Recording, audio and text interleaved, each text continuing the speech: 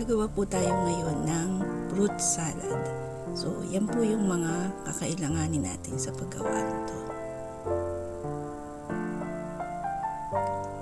Naglagay po ako ng isang malaking lata ng fruit cocktail. Lalagyan po natin ng condensed milk.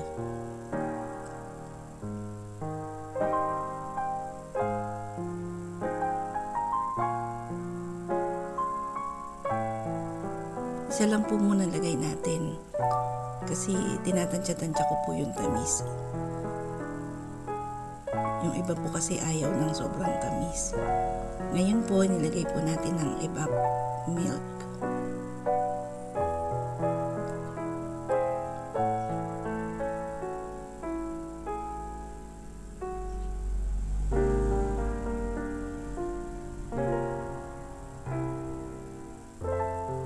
Sunod po natin ang all-purpose cream.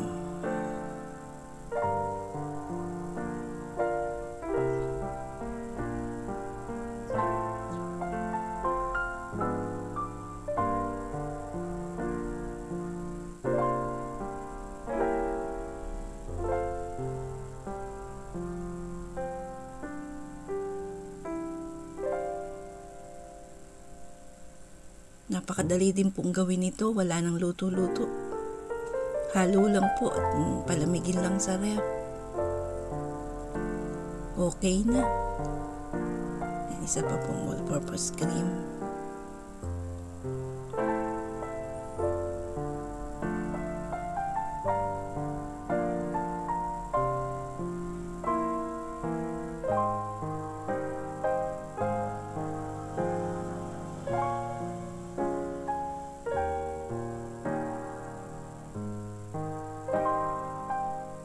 Ngayon po yung gulaman, pagkaluto ko po yung may direction naman po sa package yung gulaman po. So pagkaluto po niya at lumamig, ginadgad ko po ng yung panggadgad po ng buko. So iyan po, nagadgad na po siya. Pero gulaman po siya, mukha pong buko.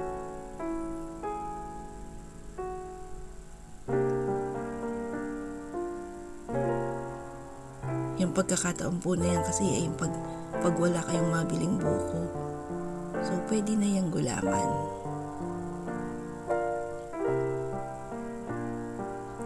Tapos yung kaong po, pasensya na po, hindi ko po na ipapakita sa video, nasa gilid lang po eh. Dinrain ko po yung syrup niya.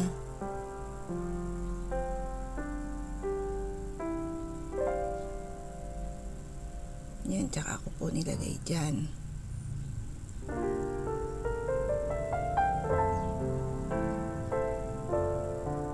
Halo-halo lang. Napakasarap na naman yan.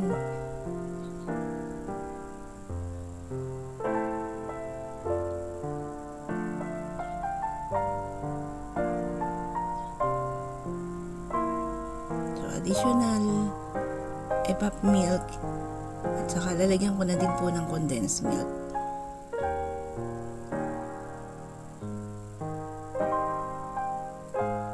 Tamang-tama na po yung tamis niyan. Pagka po kasi lumamig, medyo tumatabang ang panlasa. Pagka malamig. So, lagay ko na rin po yung isang lata po. Anyway, naka-ready naman talaga yung tiga-tigalawang lata sa isang fruit cocktail. Talagang nire-ready ko po yung tiga-tigalawa ng milk.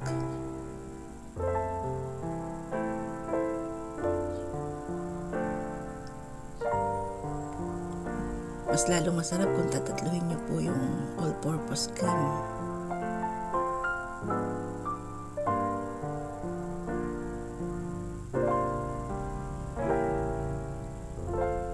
Paggawa naman po ng fruit salad, kung saan kayo masaya, kung ilan yung gusto nyo ilagay, okay lang.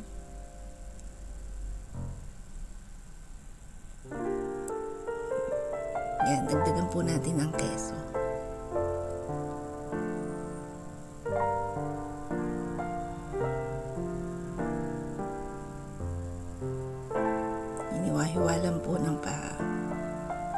square na maliit.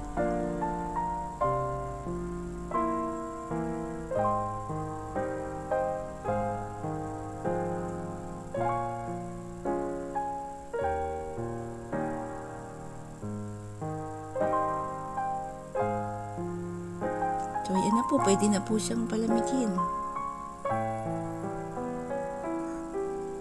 Ayan ang importante po dyan, yung tikiman time.